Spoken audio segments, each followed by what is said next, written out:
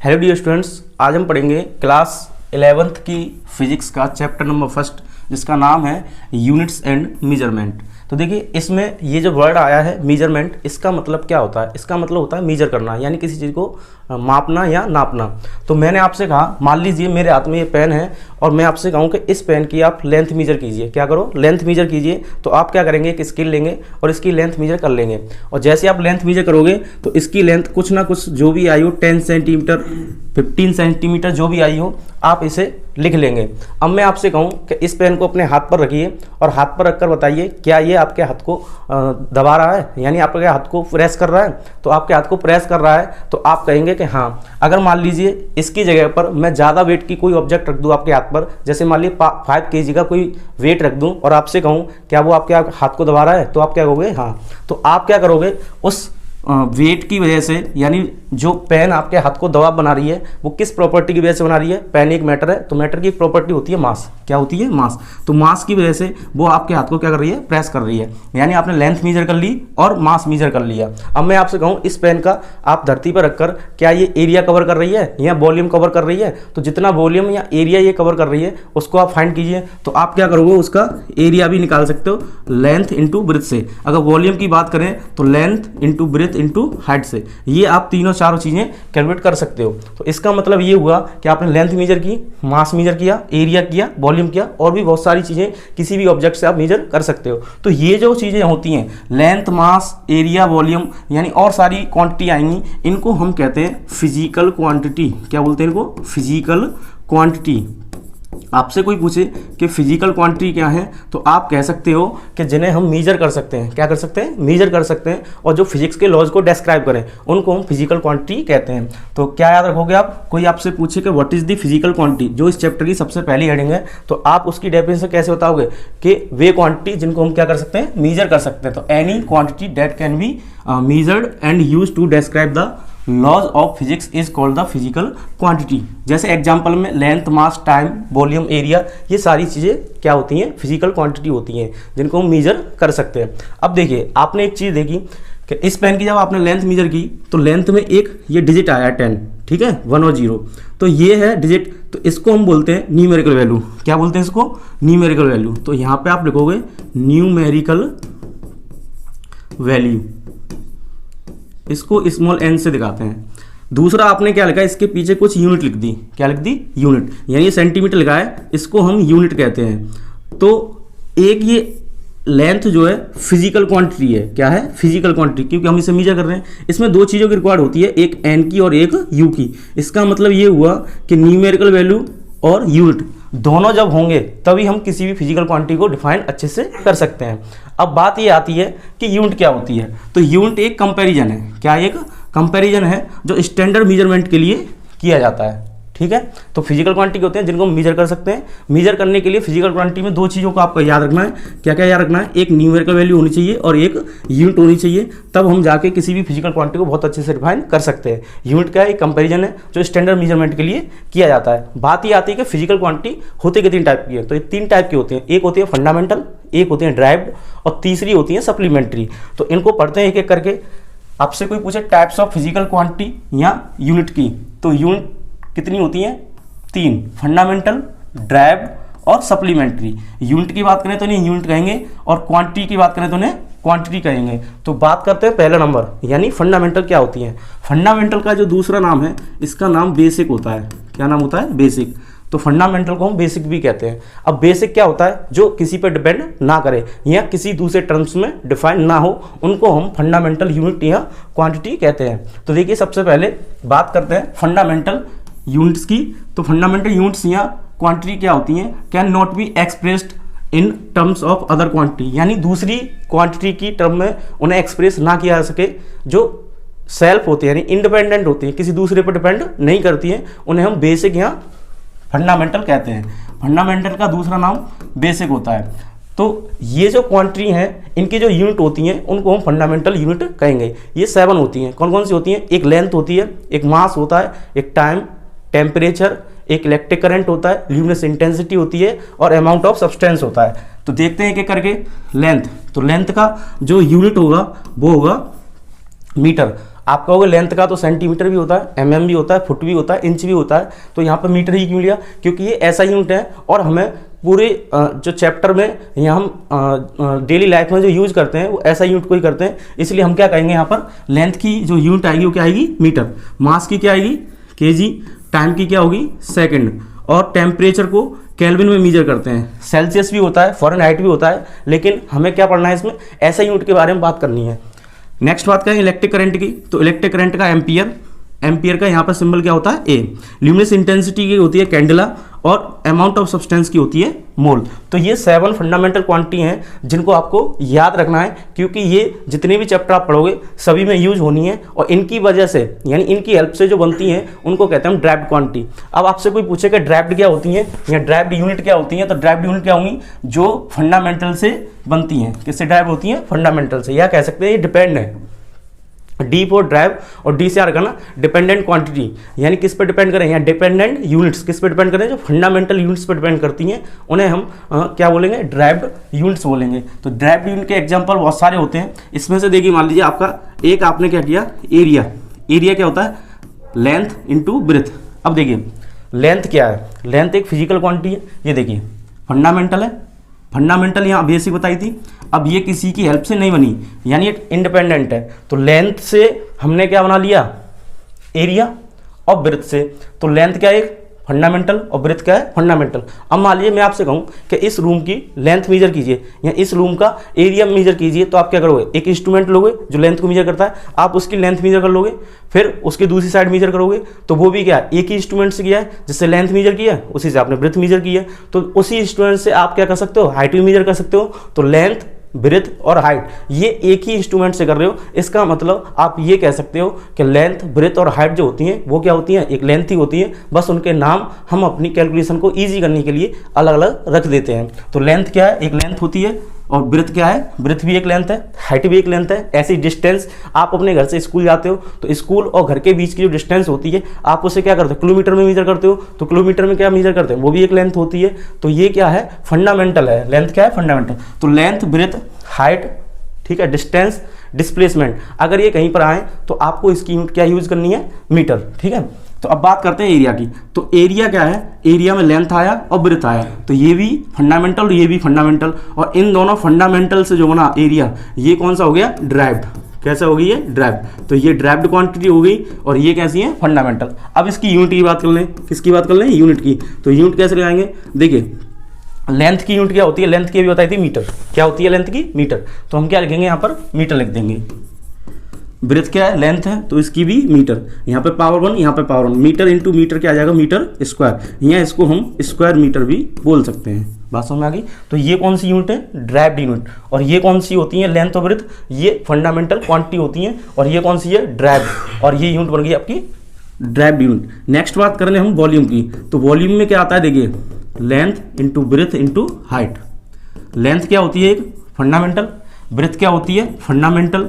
और हाइट भी एक फंडामेंटल। किस में मेजर की जाती है? मीटर में। तो तीनों को हमने मीटर में मेजर कर लिया, और मीटर में मेजर कर लिया तो मीटर की पावर कितनी आ जाएगी? 3। तो इसको हम क्या बोलेंगे? Cube metre. क्या बोल सकते हैं इसे? Cube metre. अब ध्यान सुने, ये जो यूनिट आई है, ये यूनिट हमने फंडामेंटल यूनिट की हेल्प से बनाई है। किसकी वजह से बनाई है? फंडामेंटल। देखिए मीटर क्या है? एक फंडामेंटल यूनिट है।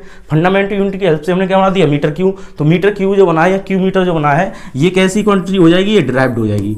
कैसी हो जाएगी? ड्राइव्ड। तो याद रखना ड्राइव्ड यूनिट्स या क्वांटिटी जो भी आपको फाइंड करना है, यूनिट्स या क्वांटिटी जो भी आपको डिफाइन करना है या उसे बनाना है, तो आप फंडामेंटल की हेल्प से बना सकते हैं। नेक्स्ट देख लीजिए, अगर बात करें हम वेलोसिटी की, तो वेलोसिटी क्या होता है? वेलोसिटी होता है आपका डिस्प्लेसमेंट अपॉन टाइम। क्या होता है? Displacement upon time. तो मैंने लिख दिया d अपॉन टी, यानी डिस्प्लेसमेंट अपॉन टाइम। डिस्प्लेसमेंट क्या है? एक लेंथ है, बताया था। लेंथ हो, ब्रेथ हो, हाइट हो, थिकनेस हो, डिस्टेंस हो, डिस्प्लेसमेंट हो, ये सब क्या होती हैं? लेंथ होती हैं। और लेंथ को हम किस में मेजर करते हैं? मीटर में। टाइम किस में आता है? सेकंड में। देखिए टाइम क्या एक फंडामेंटल यूनिट है। कैसी है? फंडामेंटल। देखिए टाइम का जो यूनिट होता है वो सेकंड होता है, और ये फंडामेंटल है, इसलिए यहाँ पे क्या लिख देंगे हम, एस लिख देंगे।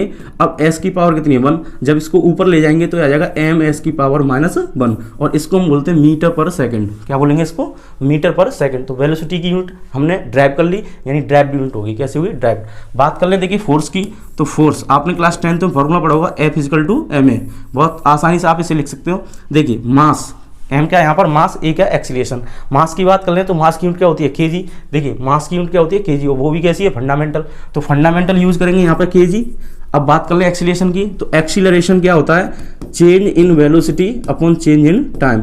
अब देखिए चेंज इन वेलोसिटी, तो वेलोसिटी की आपने यूनिट निकाली मीटर सेकंड की पावर -1, और टाइम की क्या होती है, सेकंड, इसकी पावर 1 है। जब इसको हम यहाँ से न्यूमरेटर में ले जाएंगे तो ये आ जाएगा ms -1, और ये जब ऊपर आएगा तो -1, मल्टीप्लाई कर देंगे तो ms की पावर -2, ms की पावर -2, यानी इसे हम पढ़ सकते हैं मीटर पर सेकंड स्क्वायर। क्या पढ़ेंगे इसे, मीटर पर सेकंड स्क्वायर। तो एक्सीलरेशन की कोई पूछे तो एक्सीलरेशन मीटर पर सेकंड स्क्वायर, और ये एम और एस के टर्म में, यानी ये कैसी है, फंडामेंटल। तो ये कैसे हो जाएगी, एम और एस के टर्म में, यानी एम और एस से मिलकर बनी है, इसलिए ड्राइव्ड हो गई।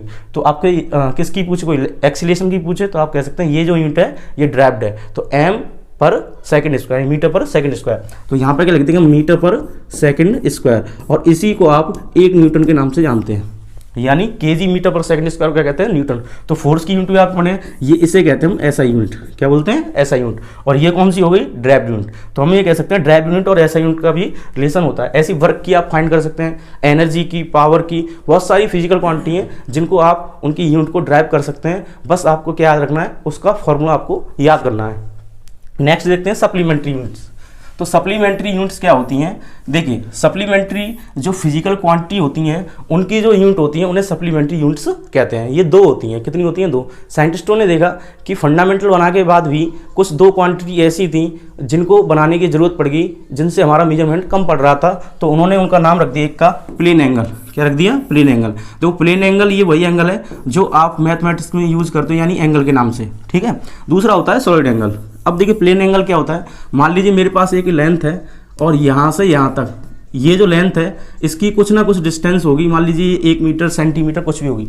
इस लेंथ को मैंने कुछ यहाँ से घुमाकर इस तरीके से ऊपर पहुँचा दिया, और इनिशियल पोजीशन से हमने देखा यहाँ से यहाँ तक कितना इसे हमने घुमाया है। तो ये जो इसके बीच में झुकाव बना है, ये जो झुकाव है यानी इंक्लाइनेशन है, इंक्लाइंड जो लाइन है, इनके बीच में जो जगह है, ये झुकाव का नाम ही हम एंगल बोलते हैं। क्या बोलते हैं इसे, एंगल। अब आपसे पूछे कोई कि एंगल का फॉर्मूला क्या होता है, तो एंगल क्या होता है, इसको क्या बोलते हैं हम, आर्क। तो आर्क, और यहां से सेंटर से लेके सरकमफ्रेंस तक क्या होती है, रेडियस। तो आर्क अपॉन रेडियस। अब इसकी यूनिट निकालिए, आर्क क्या होती है। देखिए आर्क जब लगाते हो तो आप स्केल में मेजर करते हो उसकी लेंथ, तो इसका मतलब ये लेंथ है, तो यहाँ पे क्या लिख देंगे इसकी यूनिट मीटर, और रेडियस की क्या आ जाएगी मीटर। मीटर से मीटर कैंसिल आउट हो जाएगा, तो इसका यूनिट अगर यहाँ से देखें तो कोई यूनिट नहीं आएगा, तो कोई यूनिट नहीं होगा। लेकिन अब यूनिट नहीं है तो एंगल को कैसे मेजर करेंगे, इसलिए साइंटिस्टों ने इसकी एक ऐसा यूनिट बनाई, और ऐसा यूनिट का नाम रखा रेडियन। क्या नाम रखा इसका, रेडियन, और इसका सिंबल होता है RAD, यानी शॉर्ट में लिखते हैं। नेक्स्ट आता है plane angle, sorry solid angle. तो सॉलिड एंगल क्या होता है, मान लीजिए आपने एक कॉइन देखा है, कॉइन। अब कॉइन को आप जब ऊपर से देखोगे, इसका जो टॉप व्यू देखोगे, तो आपको यहाँ पर जो एंगल दिखाई देगा, ये क्या है इसका एरिया, ये क्या है इसका एरिया। और यहाँ पर जब देखोगे तो आपको पता लगेगा ये जो एंगल होगा इसी को हम सॉलिड एंगल कहते हैं। और सॉलिड एंगल का अगर फॉर्मूले की बात कर लें तो सॉलिड एंगल का जो फॉर्मूला होता है एरिया अपॉन रेडियस का स्क्वायर। क्या होता है, एरिया अपॉन रेडियस का स्क्वायर। अब देखिए एरिया की जो अगर आप यूनिट लगाओगे तो एरिया क्या होता है, लेंथ इंटू ब्रेथ, तो मीटर इंटू मीटर यानी मीटर स्क्वायर। और यहाँ पर क्या रेडियस, रेडियस मीटर में आएगी, और इसका स्क्वायर, तो स्क्वायर से स्क्वायर कैंसिल आउट हो जाएगा, तो इसकी भी यूनिट कोई नहीं आएगी। इसलिए इन्होंने साइंटिस्टों ने इसकी जो ऐसा यूनिट बनाई वो बनाई स्टेरेडियन, और इसे SR बोलते हैं। क्या बोलते हैं, SR। तो देखिए नेक्स्ट देखते हैं हम सिस्टम ऑफ यूनिट्स। यही सिस्टम ऑफ यूनिट्स क्या होती हैं। देखो सिस्टम ऑफ यूनिट्स क्या है और क्यों जरूरत पड़ी इसकी बनाने की। जैसे मान लीजिए किसी को लेंथ सेंटीमीटर में पता है, उसको पता है कि 1 सेंटीमीटर वो जानता है, और कोई जानता है मीटर, कोई जानता है किलोमीटर, कोई जानता है फुट, कोई जानता है इंच। अब मान लीजिए जो इंच जानता है वो किलोमीटर नहीं जानता। और जो मीटर जानता है वो सेंटीमीटर नहीं जानता। जब वो एक दूसरे से कन्वर्सेशन करेंगे, बातें करेंगे, तो उन्हें क्या है, मिसअंडरस्टैंडिंग हो जाएगी। इसलिए साइंटिस्टों ने क्या किया, इस कमियों को दूर करने के लिए, इन कमियों को दूर करने के लिए उन्होंने सिस्टम ऑफ यूनिट्स बनाई, जिसमें बेसिक और ड्राइव्ड दोनों क्वांटिटियों को रखा, और दोनों क्वांटिटी से जो सिस्टम बना उसका नाम रखा सिस्टम ऑफ यूनिट्स। जैसे मान लीजिए आप किसी दुकान पर जाते हैं और शॉपकीपर से बोलते हैं कि हमें 2 लीटर चीनी दे दीजिए, तो ये प्रोनाउंसिएशन कैसा है, बिल्कुल गलत है, तो दुकानदार नहीं समझ पाएगा। अगर आप उससे कहो 2 kg चीनी दे दीजिए तो बड़ी आसानी से समझ पाएगा। इन जो कमियों को दूर करके जो उन्होंने सिस्टम बनाई, उनका नाम रखा उन्होंने सिस्टम ऑफ यूनिट्स। और इसमें मेजरली 3 चीज़ों को लिया, एक तो लेंथ थी, एक मास था और एक टाइम। क्या था, लेंथ, मास और टाइम। तो लेंथ, मास और टाइम लिया, इसके लिए पहली सिस्टम का नाम रखा MKS, यानी M का मतलब यहाँ पे मीटर, K का मतलब यहाँ पर kg, S का मतलब सेकंड। तो इसका पहला लेटर उठाया, MKS बना दिया। क्या बना दिया, MKS। तो लेंथ को किस में मेजर करते हैं, मीटर में, मास को किस में करते हैं, kg में, और टाइम को सेकंड में। दूसरा बनाया इन्होंने CGS का मतलब क्या होता है यहाँ पर, C for centimetre, G for gram, S for second. और तीसरा बनाया FPS। तो FPS में F का मतलब होता है फुट, F का मतलब क्या होता है, फुट, और P का मतलब होता है यहाँ पर पाउंड, P का मतलब क्या होता है यहाँ पर पाउंड, और S का मतलब क्या होता है, सेकंड।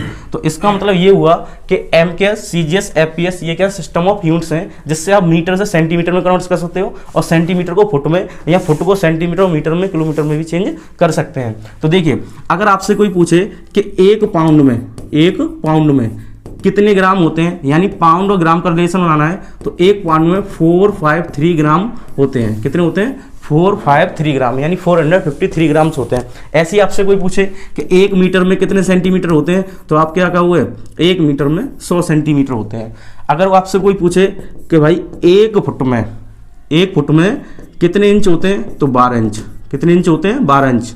और अगर आपसे कोई पूछे कि 1 इंच में कितने सेंटीमीटर होते हैं, तो आप कहते हैं 2.54 सेंटीमीटर होते हैं। कितने होते हैं, 2.54 सेंटीमीटर। तो देखिए, इंच को सेंटीमीटर में कन्वर्ट कर सकते हैं, तो जब इंच हटाएंगे तो 12 में 2.54 का मल्टीप्लाई करेंगे तो फुट में आ जाएगा। ये इंच को हटाकर फुट जो किस में कन्वर्ट हो जाएगा, सेंटीमीटर में। ऐसे हम सेंटीमीटर किस में ले जाएंगे, मीटर में, और मीटर को किस में ले जा सकते हैं, किलोमीटर में। इस तरीके से हम इन्हें इंटर कन्वर्जन कर सकते हैं इन यूनिट्स का।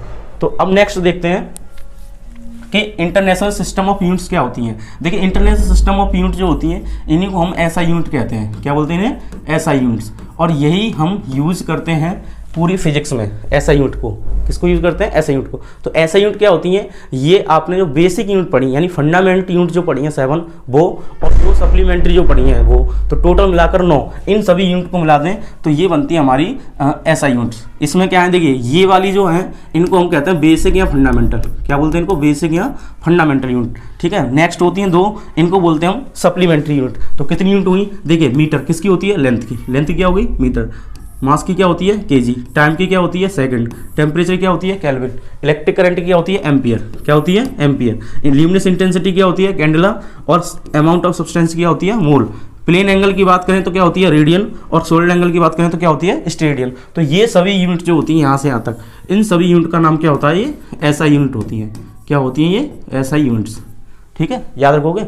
नेक्स्ट बात करते हैं हम। अब देखिए, कुछ ऐसी यूनिट्स होती हैं जो आपको न्यूमेरिकल सॉल्व करने में हेल्प करेंगी।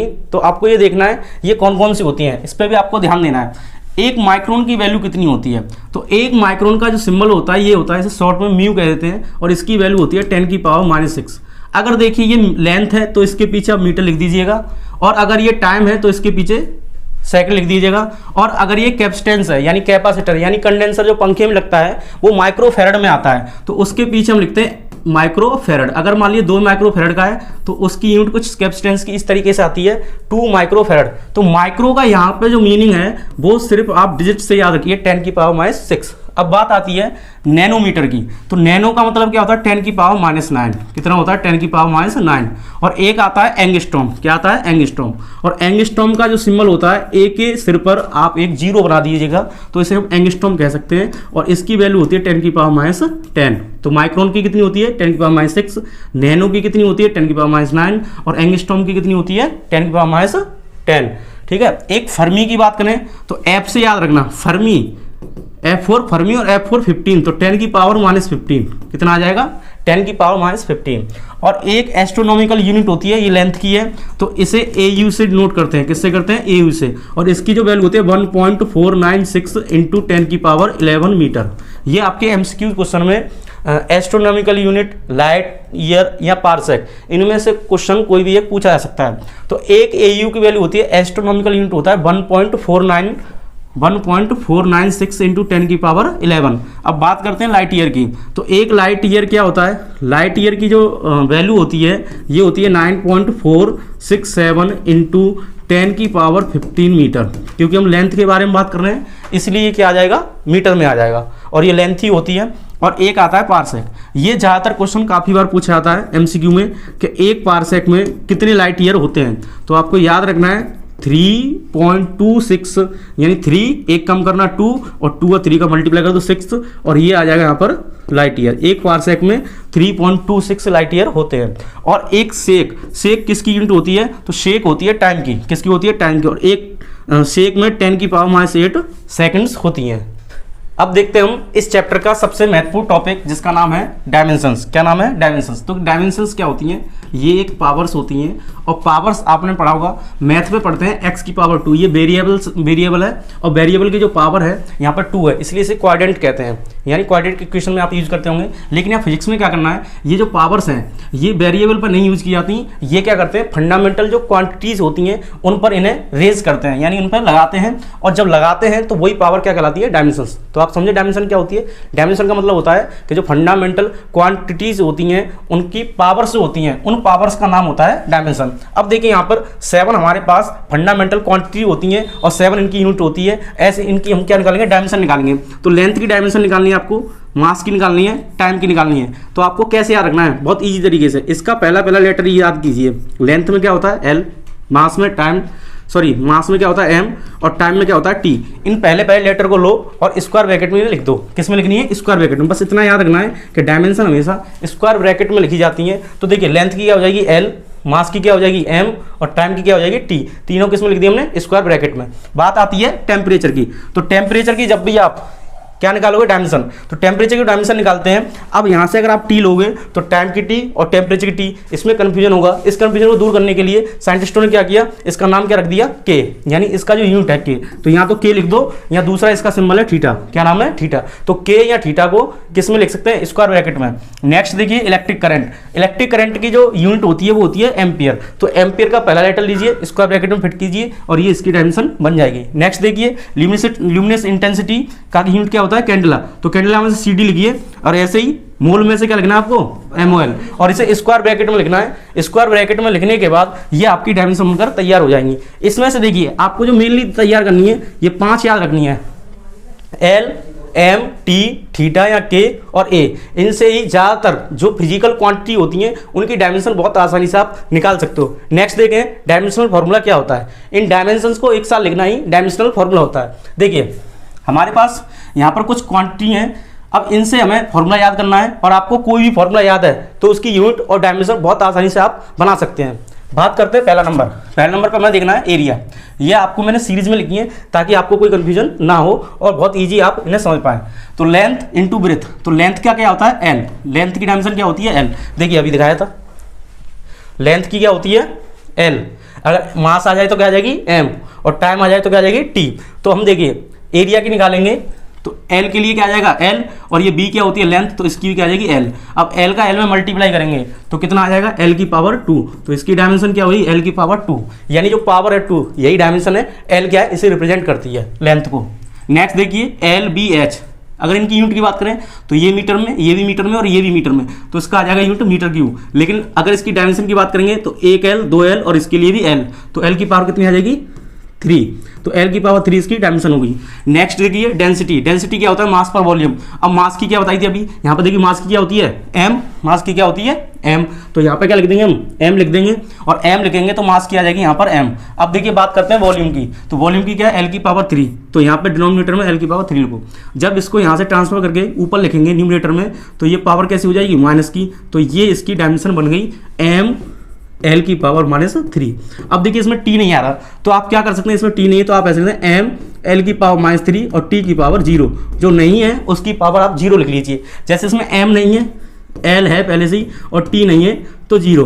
क्या लिख दोगे 0, और एम नहीं है तो भी 0। याद रखना कोई भी डायमेंशन जो लिखनी है पहले आपको एम लिखना है, फिर एल और फिर टी, अगर थीटा है तो थीटा, और उसके बाद जो भी आए वो लिखना है। नेक्स्ट देखिए स्पीड की। स्पीड का फॉर्मूला होता है डिस्टेंस अपॉन टाइम। तो डिस्टेंस क्या, एक लेंथ होती है, तो लेंथ की डायमेंशन होगी एल, और टाइम की क्या होगी टी। टाइम की क्या हो जाएगी टी, यानी पहला लेटर आपको याद करना है। तो एल टी, टी को जब ऊपर ले जाएंगे तो टी की पावर कैसे हो जाएगी माइनस में, क्योंकि न्यूमरेटर में एल है और डिनोमिनेटर में क्या टी, टी को जब ऊपर ले जाएंगे तो माइनस में हो जाएगा। इसकी जो डायमेंशन आएगी एल टी की पावर -1।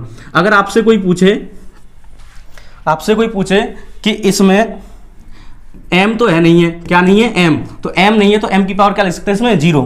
नेक्स्ट देखिए वेलोसिटी। वेलोसिटी क्या होती है, डिस्प्लेसमेंट अपॉन टाइम। डिस्प्लेसमेंट क्या होता है, लेंथ, तो लेंथ की आ जाएगी l और टाइम की क्या आ जाएगी अपॉन में t। ये तो स्पीड जैसी हो गई। तो स्पीड की और वेलोसिटी की जो डायमेंशन होती है वो सेम होती है। कैसी होती है, सेम। आपसे कोई पूछे ऐसी कोई दो फिजिकल क्वांटिटी या डायमेंशन के नाम बताइए जो सेम होती हैं, तो आप कह सकते हैं वेलोसिटी और स्पीड की डायमेंशन सेम होती हैं। और आगे भी देखेंगे कई ऐसी डायमेंशन मिलेंगी जो कैसी होती हैं, सेम होती हैं। नेक्स्ट देखिए एक्सीलरेशन।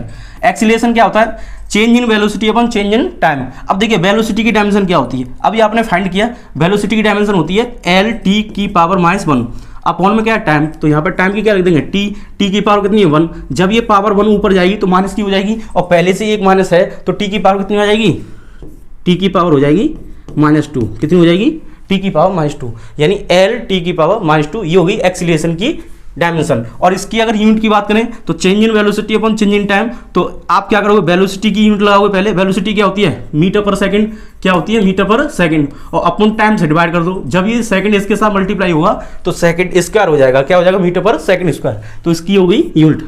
नेक्स्ट देखते हैं फोर्स की। फोर्स क्या होता है, F = ma। m में क्या है, m में क्या है, मास। तो मास आ रहा है तो मास की जो यूनिट आएगी वो क्या आ जाएगी m, और एक्सीलरेशन की अभी आपने देखा एल टी की पावर -2, तो यहाँ पे लिख देंगे एल टी की पावर -2। तो ये बन गई आपकी फोर्स की। और सबसे ज़्यादा जो इंपॉर्टेंट है ये तीन, आपको 101% याद होनी चाहिए।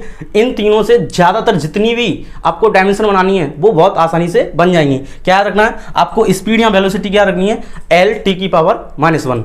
आपको एक्सीलरेशन की याद रखनी है एल टी की पावर -2। और सबसे ज़्यादा जो इंपॉर्टेंट है इन तीनों में भी वो है फोर्स की। और फोर्स की क्या होती है, एम एल टी की पावर -2। अब जितने भी आप फॉर्मूले याद करोगे उसमें कहीं ना कहीं फोर्स आपको मिल ही जाएगा। जहां तक ज़्यादातर आपको फॉर्मूले में फोर्स मिलता है। तो फोर्स की क्या रखनी है, एम एल टी की पावर -2।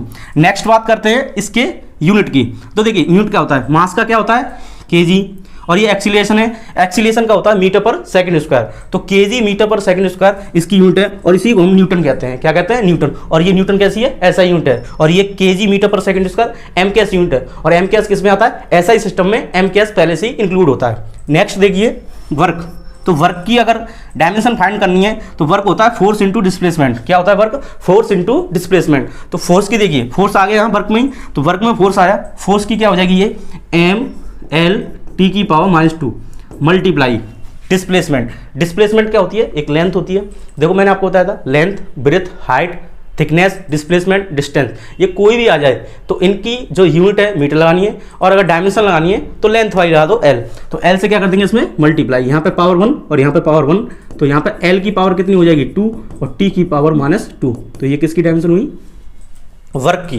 किसकी हो गई, वर्क की। अब देखिए टॉर्क। टॉर्क क्या होता है, देखिए टॉर्क का जो फॉर्मूला होता है फोर्स इंटू परपेंडिकुलर डिस्टेंस होता है। क्या होता है, फोर्स इंटू परपेंडिकुलर डिस्टेंस। अब देखिए फोर्स की क्या होती है, फिर से फोर्स आ गया तो यहाँ पे लिख देंगे हम एम एल टी की पावर -2 इंटू नेक्स्ट क्या है डिस्टेंस। डिस्टेंस क्या होता है एल। अब यहाँ पे पावर 1 और यहाँ पर भी पावर 1, तो इसको क्या लिख देंगे एम एल टी की पावर -2, और ये एल एल मिलकर हो जाएगा एल स्क्वायर। तो क्या आ गई इसकी डायमेंशन, एम एल की पावर 2 टी की पावर -2। आप ये कह सकते हैं कि वर्क और टॉर्क इनकी भी कैसी होती हैं, सेम। कैसी होती हैं, सेम। याद रखना इन्हें स्क्वायर ब्रैकेट में लिखना जरूरी है। यहाँ पर आपको स्क्वायर ब्रैकेट साथ में लगाने हैं यहाँ पर भी, ठीक है।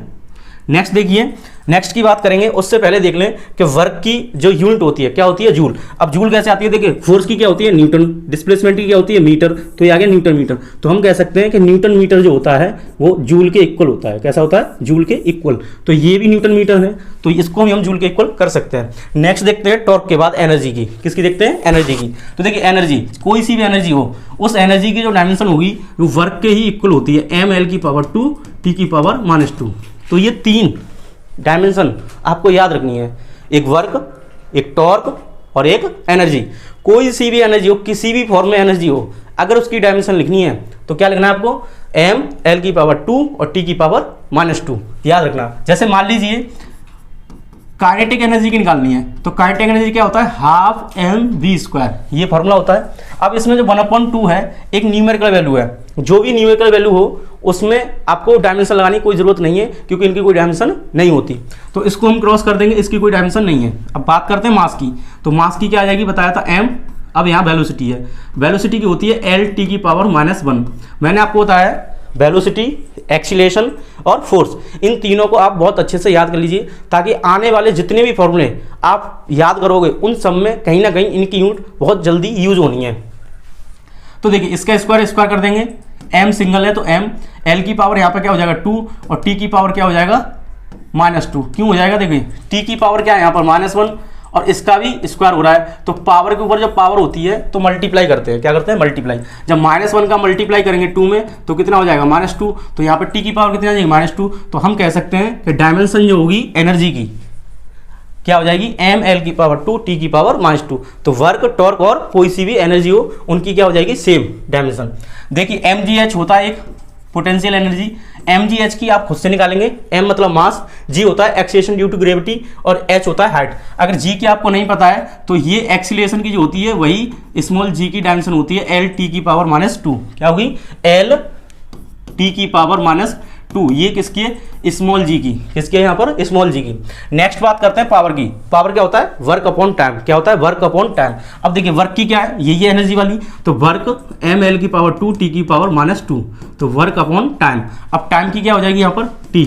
अब देखिए ml की पावर 2 ऐसे रहेगा, इस t की पावर 1 है, जब इसको ऊपर ले जाएंगे तो t की पावर कितना हो जाएगा, -3। कितना हो जाएगा, -3, क्योंकि t की पावर पहले से ही न्यूमरेटर में -2 है, और जब ये 1 और जाएगी माइनस की हो जाएगी तो t की पावर कितनी हो जाएगी, -3। तो ml की पावर 2 t की पावर -3, ये किसका हो जाएगा, पावर का। अब देखिए पावर का यूनिट क्या होता है, वॉट होता है। क्या होता है, वॉट। अब ये वॉट किसकी इक्वल होता है, वर्क अपॉन टाइम। वर्क का क्या होता है, जूल, और टाइम का क्या होता है, सेकंड। तो वर्क अपॉन टाइम यानी जूल पर सेकंड किसके इक्वल होता है, वॉट के। तो हम कह सकते हैं जूल पर सेकंड एक वॉट के इक्वल होता है। ये यूनिट की बात कर लें तो नेक्स्ट देखिए लीनियर मोमेंटम, इसे स्मॉल p से नोट करते हैं। p इक्वल टू फॉर्मूला होता है mv। तो m क्या मास, तो m आ जाएगा। वेलोसिटी है तो l/t की पावर -1, ये इसकी डायमेंशन हो जाएगी। तो यहाँ पे लिख देंगे हम ml/t की पावर -1। तो ml/t की पावर -1 ये किसकी आ गई, लीनियर मोमेंटम की। नेक्स्ट बात करते हैं इम्पल्स की। तो इम्पल्स क्या होता है, फोर्स इंटू टाइम। तो फोर्स की क्या होगी, देखो फिर से फोर्स आ गया, तो फोर्स बताया था ml/t की पावर -2। टाइम की क्या होती है, t। अब t की पावर कितनी आएगी यहाँ पे 1, और यहाँ कितनी है -2। तो -2 में जब +1 ऐड करेंगे तो कितना आ जाएगा, ml/t की पावर यहाँ पे क्या हो जाएगा -1, यानी यहाँ पे -2 और यहाँ पे +1। तो -2 से +1 ऐड करेंगे तो -1 हो जाता है, तो आ जाएगा ml/t की पावर -1। और ये इसका यूनिट क्या हो जाएगा, न्यूटन सेकंड, क्योंकि फोर्स का क्या होगा न्यूटन और टाइम का क्या होगा सेकंड। नेक्स्ट बात करते हैं प्रेशर की। प्रेशर क्या होता है, फोर्स पर एरिया। देखिए कितना फोर्स आ रहा है हर बार, ये भी फोर्स है, वर्क में भी फोर्स आता है, ये भी फोर्स है, ये फोर्स कई बार आता है, तो फोर्स की आपको याद करनी ही है। नेक्स्ट देखिए प्रेशर की। तो फोर्स की क्या होती है, ml/t की पावर -2। क्या होती है, ml/t की पावर -2। और एरिया क्या होती है, l की पावर 2। एक l से एक l कैंसिल आउट हो जाएगा, तो यहाँ पर जो आएगा ml की पावर -1। क्योंकि देखिए न्यूमरेटर का l तो कट गया, डिनोमिनेटर में जो l बचा जब ऊपर जाएगा तो माइनस का हो जाएगा। तो यहाँ पे क्या करेंगे, t की पावर -2, ये डायमेंशन आ गई आपकी प्रेशर की। और इसका यूनिट देखिए, फोर्स का क्या होता है न्यूटन, और एरिया का क्या होता है मीटर स्क्वायर। तो क्या आ जाएगा, न्यूटन पर मीटर स्क्वायर। ऐसे देखिए स्ट्रेस, स्ट्रेस का फॉर्मूला सेम है, फोर्स पर एरिया, और ऐसे इसकी यूनिट सेम हो जाएगी तो डायमेंशन भी सेम आ जाएगी। कैसे आ जाएगी, सेम। और क्या हो जाएगी इसकी, ml की पावर -1 और t की पावर -2। क्या हो जाएगी, L की पावर -1 और T की पावर -2, ये इसकी डायमेंशन हो जाएगी। क्योंकि प्रेशर और स्ट्रेस का फॉर्मूला होता है सेम, तो डायमेंशन भी कैसी आएगी, सेम। नेक्स्ट देखिए एंगल की बात करते हैं। एंगल क्या होता है, आर्क अपॉन रेडियस। आर्क क्या एक लेंथ होती है, तो इसकी डायमेंशन आएगी L, और रेडियस भी लेंथ होती है, तो यहाँ पे क्या आ जाएगी L। आर्क क्या एक लेंथ है तो L, रेडियस भी एक लेंथ है तो L। L से L कैंसिल आउट हो गया, तो इसकी डायमेंशन कुछ नहीं होगी, यानी L की पावर 0। तो हम कह सकते हैं ये डायमेंशनलेस है। कैसी है ये, डायमेंशनलेस। डायमेंशनलेस क्या है, एंगल। नेक्स्ट देखिए स्ट्रेन। स्ट्रेन में क्या है, देखो change in length upon original length, तो ये भी L और अपॉन में L, L से L कैंसिल आउट हो गया, तो इसकी भी कोई डायमेंशन नहीं होगी, तो हम ये कह सकते हैं डायमेंशनलेस है। अगर आपसे कोई पूछे कि कोई भी दो ऐसी क्वांटिटी बताइए जो डायमेंशनलेस होती हैं, तो आप कह सकते हैं एंगल है, स्ट्रेन है, रिफ्रैक्टिव इंडेक्स भी होता है, और भी कई सारी होती हैं। नेक्स्ट देखिए मॉड्यूलस ऑफ इलास्टिसिटी क्या होता है, ये होता है स्ट्रेस अपॉन स्ट्रेन। क्या होता है, स्ट्रेस अपॉन स्ट्रेन। अब देखिए स्ट्रेन की तो कोई डायमेंशन है ही नहीं है, जब स्ट्रेन की कोई डायमेंशन नहीं है तो हम ये कह सकते हैं क्या बचा, स्ट्रेस। तो स्ट्रेस की जो डायमेंशन होगी वही मॉड्यूलस ऑफ इलास्टिसिटी की हो जाएगी। तो यहाँ पर स्ट्रेस की जो डायमेंशन आप लिख सकते हैं m L की पावर -1 और T की पावर -2। कैसे निकालना है आपको, ये फोर्स पर एरिया से। फोर्स की क्या होती है, m L T की पावर -2, और एरिया क्या होता है L की पावर 2। एक L से एक L कैंसिल हो जाएगा, तो m बचा, L ऊपर जाएगा तो माइनस का, और T की पावर -2। देखिए नेक्स्ट देखते हैं डायमेंशन सरफेस टेंशन की। सरफेस टेंशन क्या होता है, फोर्स पर लेंथ। फिर से फोर्स आ गया, तो फोर्स की क्या होगी, m L T की पावर -2। लेंथ की क्या होती है L, L से L कैंसिल आउट हो जाएगा। अब क्या बचा, देखो m T की पावर -2। क्या बचा, m T की पावर -2। अगर इसमें L नहीं आया तो आप L को जब भी लिखोगे तो L को 0 लगाकर लिखोगे। क्या लिखोगे, 0 लगाकर, ठीक है। तो यहाँ पे ये आ जाएगा। अब देखो m पे कोई पावर नहीं है, तो यहाँ पे 1 कंसीडर कर सकते हैं। इसके यूनिट की बात करें तो फोर्स का यूनिट हो गया न्यूटन, और लेंथ का हो गया मीटर, तो यूनिट क्या बन गया, न्यूटन पर मीटर। नेक्स्ट देखिए फ्रीक्वेंसी। फ्रीक्वेंसी क्या होती है, 1 टाइम पीरियड। फ्रीक्वेंसी होती है 1 टाइम पीरियड। तो टाइम पीरियड का मतलब होता है, पीरियड से हमें कोई मतलब नहीं है। यहाँ पे देखिए टाइम, तो टाइम की यूनिट क्या होता है टी। जब टी को ऊपर ले जाएंगे तो क्या हो जाएगा, माइनस में, तो टी आ गया माइनस में, स्क्वायर ब्रैकेट में लिख दो, इसकी क्या बन जाएगी, ये डायमेंशन। तो ये आ गया आपका टी की पावर -1। और आप इसे ऐसे भी लिख सकते हो कि m की पावर 0, L की पावर 0 और T की पावर -1। और इसकी जो यूनिट होती है फ्रीक्वेंसी की, हर्ट्ज होती है। ऐसा यूनिट क्या होती है, हर्ट्ज, या पर सेकंड भी बोल सकते हैं। और देखिए नेक्स्ट देखिए एंगुलर फ्रीक्वेंसी, इसकी भी यूनिट क्या होती है, हर्ट्ज होती है। अब देखिए 2 पाई एक नंबर है, तो नंबर की यूनिट नहीं होती है, नंबर की यूनिट नहीं होती है, तो फ्रीक्वेंसी की होगी। तो जो फ्रीक्वेंसी की होगी वही एंगुलर फ्रीक्वेंसी की होगी। तो यहाँ पर क्या लिख देंगे, एच लिख देंगे, T की पावर -1। नेक्स्ट देखिए एंगुलर वेलोसिटी। वेलोसिटी क्या होता है, वो जो वेलोसिटी पढ़ते हैं वो लीनियर होती है, लीनियर वेलोसिटी होती है। यानी वेलोसिटी का कोई फॉर्मूला पूछे, कहेगा लीनियर है, तो क्या कहोगे आप, वेलोसिटी क्या होती है, डिस्प्लेसमेंट अपॉन टाइम। अगर एंगुलर आ जाए तो एंगुलर का मतलब क्या होता है, एंगल अपॉन टाइम या एंगुलर डिस्प्लेसमेंट अपॉन टाइम। तो एंगल की कोई भी यूनिट नहीं होती है, तो बची टाइम। तो टाइम की क्या होती है, टी। तो यहाँ पे आ जाएगा 1/t। जब इसको ऊपर करेंगे तो क्या आ जाएगा, T की पावर -1। तो ये किसकी हो गई, एंगुलर वेलोसिटी की। नेक्स्ट बात करते हैं एंगुलर एक्सीलरेशन की। देखिए वो वाला जो एक्सीलरेशन होता है उसे कहते हैं linear acceleration, change in velocity upon change in time. ऐसे ही यहाँ पर वेलोसिटी की जगह क्या कर देंगे हम, वेलोसिटी तो आएगी लेकिन कौन सी आएगी, एंगुलर। तो एक्सीलरेशन क्या होता है, change in angular velocity upon change in time. अब एंगुलर वेलोसिटी की देखिए क्या है, यहाँ पर एंगुलर वेलोसिटी क्या है, T की पावर -1। तो यहाँ पर लिख देंगे T की पावर -1। टाइम की क्या हो जाएगी, T। जब इसको ऊपर ले जाएंगे न्यूमरेटर में तो T की पावर हो जाएगा यहाँ पर -2। तो इसकी डायमेंशन क्या आ जाएगी, T की पावर -2। नेक्स्ट देखिए एंगुलर मोमेंटम। एंगुलर मोमेंटम को L से डिनोट करते हैं और इसका फॉर्मूला होता है MBR होता है। अब देखिए M की क्या हो गई, M L, यहाँ पे देखिए M की हो गई M, और ये है वेलोसिटी, तो इसकी आएगी L T की पावर -1। वेलोसिटी की बताई थी L T की पावर -1। और नेक्स्ट करते हैं R का मतलब लेंथ, तो यहाँ पर लगा देंगे L। तो देखिए यहाँ पे क्या आएगा, M तो सिंगल है, L और L मिलकर कितना देंगे, L की पावर 2 और T की पावर यहाँ पे क्या आ जाएगा -2। तो ये वाली जो डायमेंशन होगी ये किसकी हो जाएगी, एंगुलर मोमेंटम की, जिसे आप यहाँ पर लिख सकते हो। नेक्स्ट बात करते हैं ग्रेविटेशनल कांस्टेंट। ग्रेविटेशनल कांस्टेंट ये ज़्यादा इंपॉर्टेंट है, आपके पेपर में कभी ना कभी ये पूछी जा सकती है। नेक्स्ट देखिए ग्रेविटेशनल कांस्टेंट क्या होता है, आपको फॉर्मूला पता होगा ग्रेविटेशनल फोर्स का, F = क्या होता है, G m1m2/r²। यहाँ से आपको क्रॉस मल्टीप्लाई करना है, तो r² कहाँ पहुँच जाएगा, F के साथ मल्टीप्लाई हो जाएगा, और यहाँ पे क्या बचेगा आपका G M1 M2, और ये M1 M2 को इधर ट्रांसफर करेंगे तो ये अपॉन में आ जाएगा, कहाँ पे आ जाएगा, अपॉन में। तो यहाँ पे आ गया M1 और इंटू M2, और ये बन जाएगा G का फॉर्मूला। तो G का फॉर्मूला क्या आएगा, G equal to F into R square और M1 अपॉन M2, ठीक है। तो अब इसकी हम डायमेंशन की बात करते हैं। किसकी बात करते हैं, डायमेंशन की। देखो फोर्स की क्या होती है, मैंने आपको बताया फोर्स याद करना ही है। तो ML T की पावर -2, आर स्क्वायर का मतलब लेंथ, तो लेंथ की पावर 2।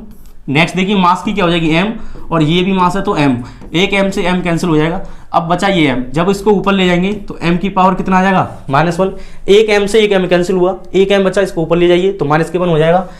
अब देखिए ये l और l, तो यहाँ पे पावर 1 और यहाँ पे पावर 2, तो l की पावर कितनी आ गई 3 और t की पावर कितनी है -2। तो ये जो डायमेंशन है ये किसकी है, इस कैपिटल G की।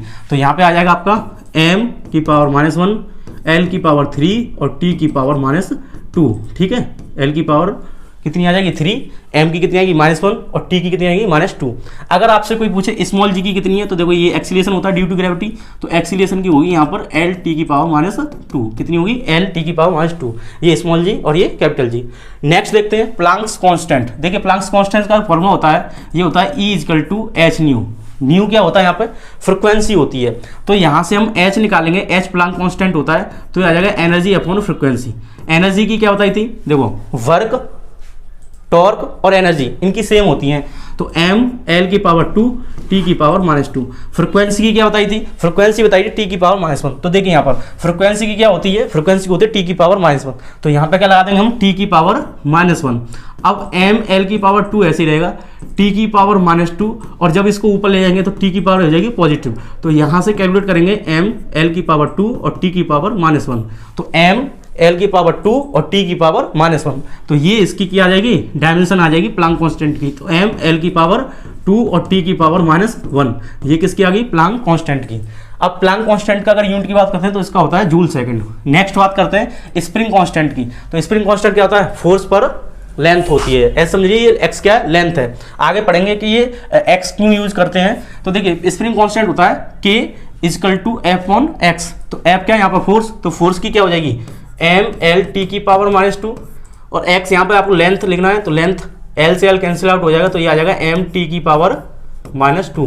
तो ये किसकी आ गई डायमेंशन, ये डायमेंशन हुई स्प्रिंग कांस्टेंट की। तो यहाँ पे लिख देंगे हम m t की पावर -2। नेक्स्ट देखिए गैस कांस्टेंट। अब देखिए गैस कांस्टेंट क्या होता है, आपने एक आइडियल गैस का फॉर्मूला पढ़ा होगा जिसका नाम होता है PV इजकल टू nRT। क्या होता है, PV इजकल टू nRT। नहीं पढ़ा है तो याद कर लीजिए, ये फॉर्मूला होता है PV इजकल टू nRT, इसे बोलते हैं आइडियल गैस। यहाँ पर देखिए होता क्या है, P4 होता है यहाँ पे प्रेशर, B4 होता है वॉल्यूम, N4 होता है नंबर ऑफ मोल्स, R होता है गैस कांस्टेंट और T होता है टेम्परेचर। जब इन सभी की आप डायमेंशन लगाओगे तो डायमेंशन लगाने के बाद उसे कैलकुलेट करना, कैलकुलेट करने के बाद जो डायमेंशन आएगी आप इसे खुद से करना। नेक्स्ट देखिए बोल्ट्जमान कांस्टेंट। बोल्ट्जमान कांस्टेंट का फॉर्मूला आपको क्या करना है, PV इजकल टू यहाँ पे K T याद कर लीजिए, यहाँ पे NR की जगह पे क्या लिखना है आपको K। तो जब K की जब निकालेंगे तो K इजकल टू क्या आ जाएगा PV अपॉन T, ठीक है। ये भी आप कोशिश करिए, चलिए मैं ऐसे करके बताता हूँ। तो यहाँ पे क्या करना है, आपको जो भी डायमेंशन निकालनी है या यूनिट निकालना है तो उसे सिंपलेस्ट टर्म में थोड़ा सा क्या करना है आपको, ब्रेक कर लेना है। तो कैसे करना है, तो देखिए मैं करके दिखाता हूँ। यहाँ पे किसका निकालना है, बोल्ट्जमान कांस्टेंट का। इसी से आप गैस कांस्टेंट देखिए PV इजकल टू KT, क्या लिखना है PV इजकल टू KT। तो K इजकल टू हो गया PV upon T, P4 pressure. तो प्रेशर होता है फोर्स अपॉन एरिया, क्या होता है फोर्स अपॉन एरिया। तो यहाँ पे लिखेंगे फोर्स और अपॉन एरिया। नेक्स्ट बात करते हैं यहाँ पे वॉल्यूम की। तो ये आ गया वॉल्यूम और यहाँ पे आएगा टाइम, सॉरी टेम्परेचर। अब देखिए फोर्स की क्या होती है m l t की पावर -2, ठीक है। वॉल्यूम की क्या होती है l की पावर 3, एरिया की होती है l की पावर 2, और टेम्परेचर की होती है यहाँ पे थीटा या k। अब देखिए l स्क्वायर से l स्क्वायर मर जाएगा, तो यहाँ पावर 3 है, कितना बचेगा 1।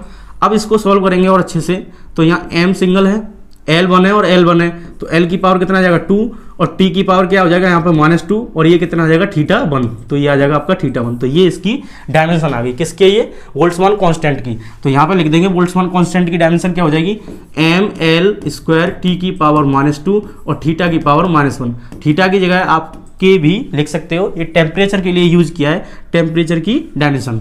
तो क्या हो जाएगा m l की पावर 2, T की पावर -2 और θ की पावर -1। देखिए एम एल की पावर 2 टी की पावर -2, ये वर्क की होती है। अच्छे से देखिए किसकी होती है, वर्क की, एनर्जी की। तो इसमें थीटा की पावर -1 लिख दो, ये किसकी आएगी, बोल्ट्जमान कांस्टेंट की आ जाएगी। ऐसी आपको गैस कांस्टेंट की खुद से नोट करनी है। नेक्स्ट देखते हैं डायमेंशन किसकी, ये है आपका coefficient of viscosity. Coefficient of viscosity का जो फॉर्मूला होता है, ये होता है फोर्स पर एरिया, यहाँ पे डिस्टेंस, चेंज इन डिस्टेंस भी कह सकते हैं, और ये आता है वेलोसिटी। आप एक और फॉर्मूला स्टोक्स लॉ यूज होता है, क्या होता है एक स्टोक्स लॉ। तो स्टोक्स लॉ की हेल्प से आप इसको निकाल सकते हैं। स्टोक्स लॉ क्या होता है, तो F = 6 पाई ईटा RV, ये फॉर्मूला होता है स्टोक्स लॉ का। क्या होता है, ये स्टोक्स लॉ होता है। यहाँ पे हमें ईटा की डायमेंशन निकालनी है, तो क्या आएगा, देखो 6 पाई को यहाँ ट्रांसफर कर देंगे, तो 6 पाई को जैसे ही ट्रांसफर करेंगे, क्या करेंगे, 6 पाई को ट्रांसफर करेंगे, तो स्टोक्स लॉ क्या होता है, F = 6 पाई ईटा RV। हमें ईटा निकालना है, क्या निकालना है, ईटा। तो ये जो है 6 पाई और RV इधर आके क्या आ जाएगा, अपॉन में, तो F अपॉन ये हो जाएगा, देखो 6 पाई और ये हो गया RV। R का मतलब यहाँ पे होता है रेडियस, V का मतलब होता है वेलोसिटी। अब फोर्स की डायमेंशन लगाइए आप, तो ML T की पावर -2। नेक्स्ट 6 पाई क्या है, एक नंबर है, तो नंबर की डायमेंशन नहीं होती है। R क्या है यहाँ पर, लेंथ, तो लेंथ क्या आ जाएगी L, और वेलोसिटी की होती है LT की पावर -1। एक L से L कैंसिल हो जाएगा, यहाँ पे बचा आपका M, क्या बचा, M बचा। अब इस L को जब ऊपर ले जाएंगे तो L की पावर कैसे हो जाएगी, -1, और T की पावर कितनी आ जाएगी, ये -2, और जब ये ऊपर जाएगी तो प्लस की हो जाएगी, और एक प्लस की कम हो जाएगी, तो T की पावर आ जाएगी यहाँ पर -1। तो ये आप किसकी निकाल सकते हो, ईटा। ईटा का मतलब हो गया यहाँ पे कोएफिशिएंट ऑफ विस्कोसिटी। तो क्या आ जाएगी इसकी, M L की पावर -1 और T की पावर -1, ये किसकी हुई, कोएफिशिएंट ऑफ विस्कोसिटी की। देखिए इस फॉर्मूले से भी आप सॉल्व कर सकते हो। इससे करके देखते हैं, तो फोर्स की क्या होती है, M L T की पावर -2। नेक्स्ट देखिए डिस्टेंस की क्या होती है, लेंथ, यानी L। एरिया की L की पावर 2, और वेलोसिटी क्या होती है, L T की पावर -1। L स्क्वायर से ये दोनों L कैंसिल आउट हो जाएंगे।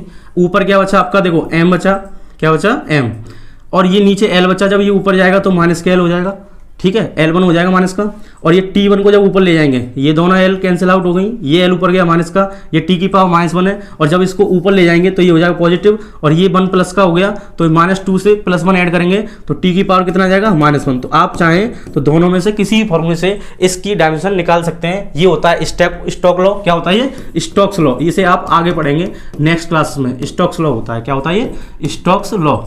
और ये क्या है इसका फॉर्मूला। तो नेक्स्ट बात करते हैं हम अगली डायमेंशन की, यानी किसकी डायमेंशन आपको निकालनी है। तो नेक्स्ट देखिए बात करते हैं coefficient of thermal conductivity.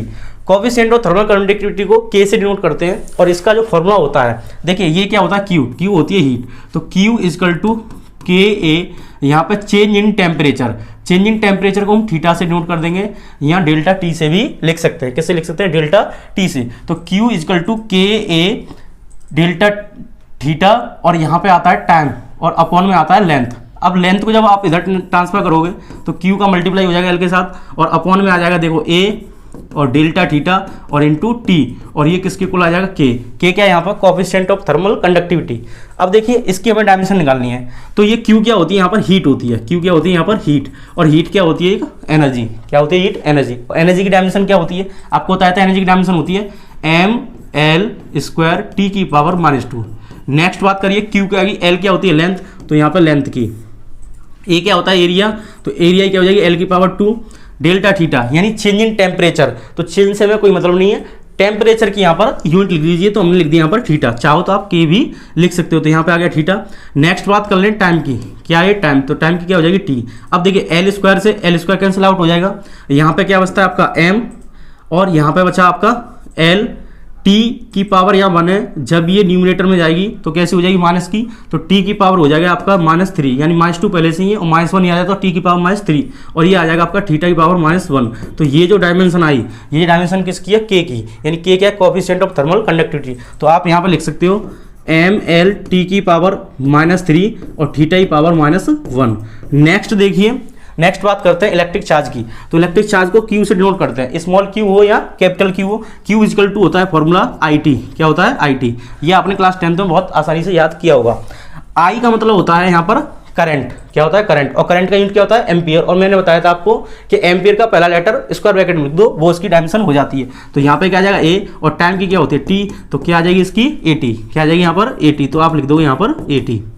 Next देखिए इलेक्ट्रिक पोटेंशियल। इलेक्ट्रिक पोटेंशियल क्या होता है, वर्क डन अपॉन चार्ज। अब वर्क की क्या होती है, एम एल की पावर 2 टी की पावर -2। नेक्स्ट देखिए ये क्यू, क्यू क्या, चार्ज की आपने देखी अभी 80, क्या होती है 80। तो यहाँ पे हम सॉल्व करेंगे तो एम एल की पावर कितना आ जाएगा 2, एल की पावर 2। अब ये जब t जब ऊपर जाएगा तो कैसा हो जाएगा माइनस का, तो t की पावर कितना आ जाएगा यहाँ पर -3, यानी 2 माइनस के ऊपर थे, एक माइनस का ये आ जाएगा डिनोमिनेटर से, तो t की पावर -3 और a की पावर यहाँ पे क्या आ जाएगा -1। तो ये जो डायमेंशन है ये किसकी हो जाएगी, इलेक्ट्रिक पोटेंशियल की। तो यहाँ पर लिख देंगे हम m l की पावर 2 t की पावर -3 और a की पावर -1, किस में लिखना आपको, स्क्वायर ब्रैकेट में। तो यहाँ से आपने इलेक्ट्रिक पोटेंशियल की डायमेंशन भी पता कर ली, और इसका ऐसा यूनिट जो होता है वो क्या होता है, वोल्ट। और यहाँ से आप निकालोगे तो वर्क क्या क्या होता है, जूल, और चार्ज का क्या होता है, कूलाम। तो जूल पर कूलाम आप कह सकते हैं, जूल पर कूलाम जो होता है वो वोल्ट के इक्वल होता है। नेक्स्ट देखिए इलेक्ट्रिकल रेजिस्टेंस। इलेक्ट्रिकल रेजिस्टेंस क्या होता है, R = V/I। आपने ओम्स लॉ पढ़ा होगा 10th में, V = क्या होता है IR, V = IR। तो यहाँ से जब R निकालेंगे, R क्या होता है यहाँ पर रेजिस्टेंस, तो V/I। V क्या यहाँ पे इलेक्ट्रिक पोटेंशियल। तो इलेक्ट्रिक पोटेंशियल की जो डायमेंशन आई है उसमें आपको किससे डिवाइड करना है, एम्पियर, यानी A से। तो A से जब इसमें डिवाइड करोगे तो यहाँ पे A की पावर कितनी आई, देखो इसमें तो कोई चेंज होगा नहीं, t की पावर -3 तक, और ये A की पावर कितना हो जाएगा -2, तो ये आ जाएगा यहाँ पर। तो ये देखिए हमने बहुत ही महत्वपूर्ण फिजिकल क्वांटिटी की जो डायमेंशंस होती है वो आगे नेक्स्ट वीडियो में बात करेंगे। तब तक के लिए जय हिंद।